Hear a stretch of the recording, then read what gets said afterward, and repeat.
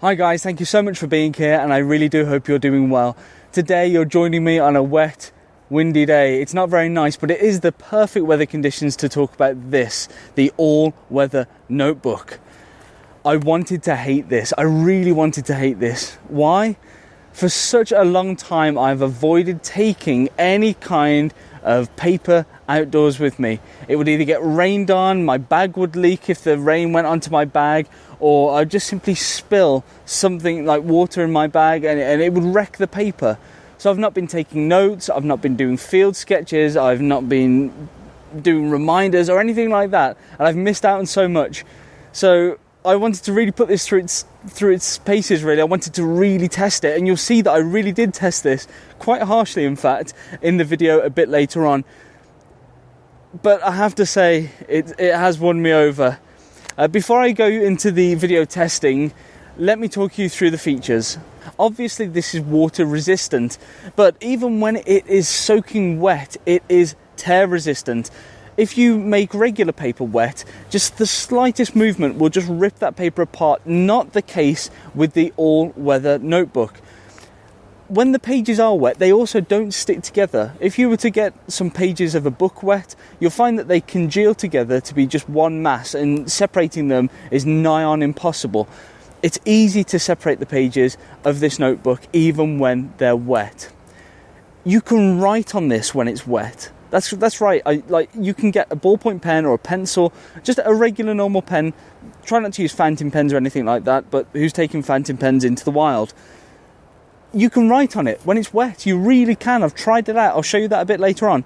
The other great feature is that, let me show you this, the pages are grid format, and they're a uniform grid, so you can actually do a scaled down map, which I think is a very, very good and beneficial feature of this particular pad. I chose today to come out and film about this because it was raining so much.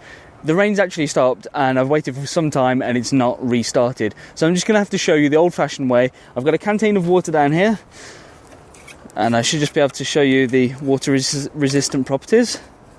There we go. So if I hold the sheet up there, you should be able to see it. I'm trying to make sure that it doesn't just blow out. And there's already a bead of water on it there. Look. Look at this, just water, and I'm pouring quite a bit on there. And hopefully you should be able to see it just beads up like that on the top. It really is quite something. It's just resting on there. If I want to wipe that off, I could either shake that off right now and the page is going to be perfectly normal, or I could take a tissue and wipe that off. There we go. If I shake that, there we go. Oh, it's just moved it around a bit in this instance, but the fact that you can just move it around is pretty damn cool.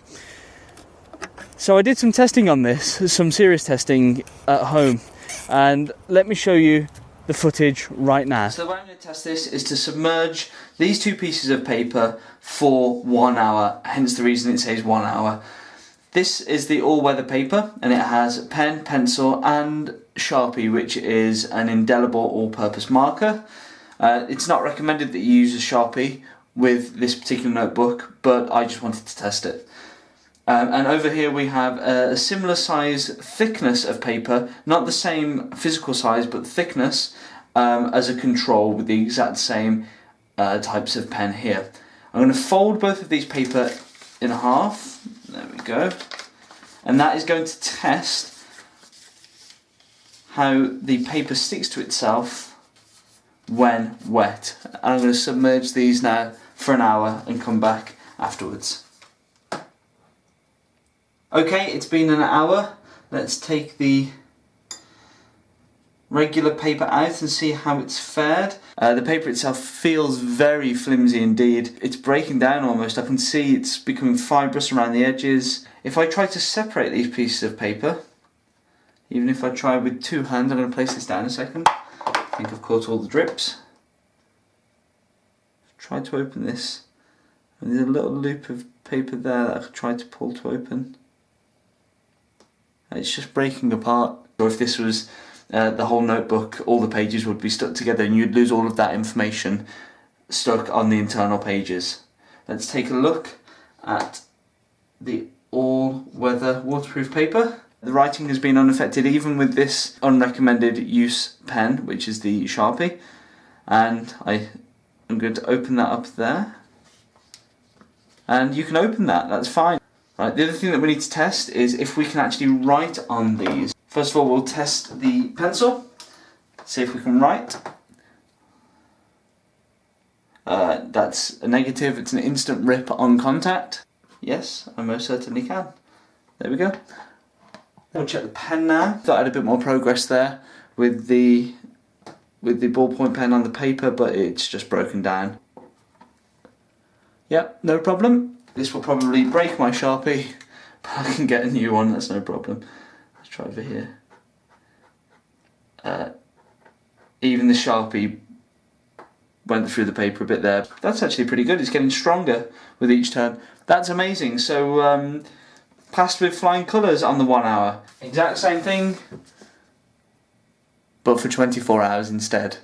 It's been 24 hours, and as you can see there's a stark difference between the two papers. This paper over here, the waterproof paper, it's still intact, it's still visibly intact. The other piece of paper, not so much so.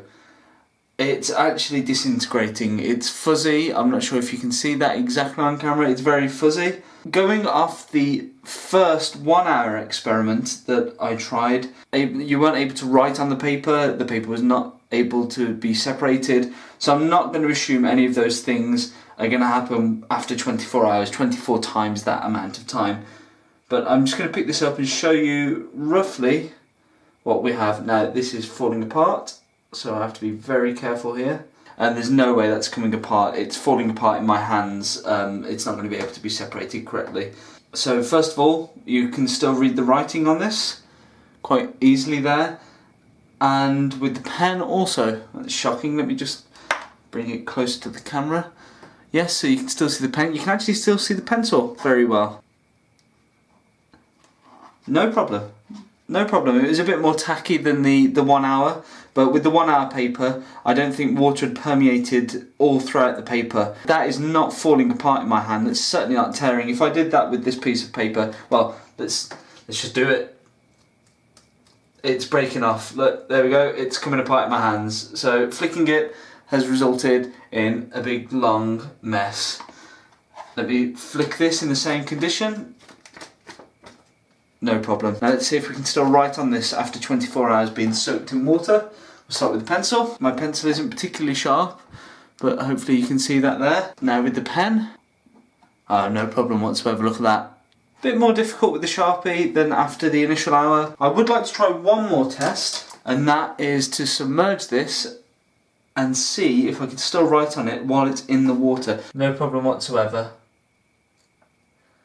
My writing's a bit of a problem, but that's about it. I don't know if you can see that here at the top. I left one of these out in the rain a couple of days ago and I've let that dry off.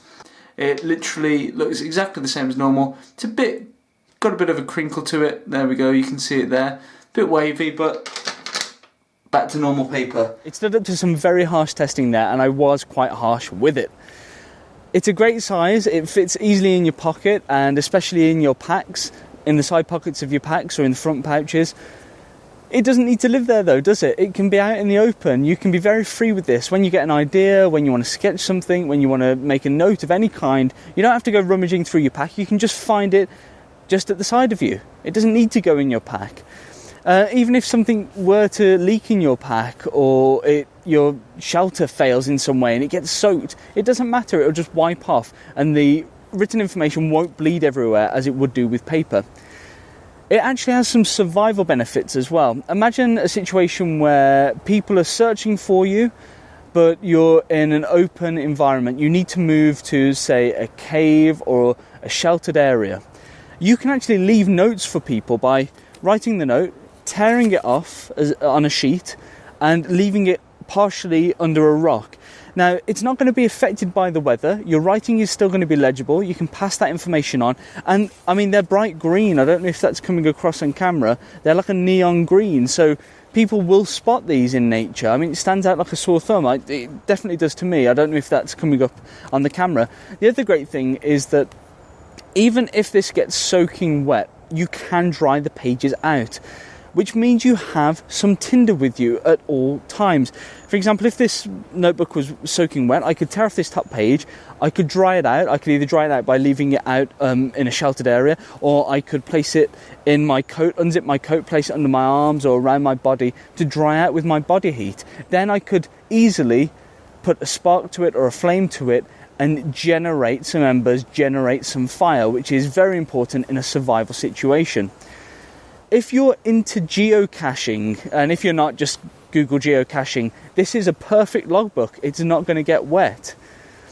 By far, the coolest thing that I've thought about with this, and I'm almost debating not to share it with you because it is really fun, and I've got one pre-drawn here, is to draw a map. So you draw a map like this, or a maze should I say, and once you've drawn your maze, you drop some water from your bottle on there, and then you can hold it like this, and you navigate it around the maze, and you get that little bubble out to where it needs to go. Now, that's pretty cool in itself, and if you've got kids, look, that's going to keep them occupied for quite some time. I tried so hard to be tough on this kit, and you know what? It won me over every step of the way. The price for this as well, it's not much more than a regular notepad, but with all the features that I've mentioned in this video, it really is a no-brainer as far as I'm concerned. Will you buy one though? What video do you want to see next? Leave a comment in the section down there and have your say. Until the next video, take care. Bye-bye now. Buy this and more at meanandgreen.com.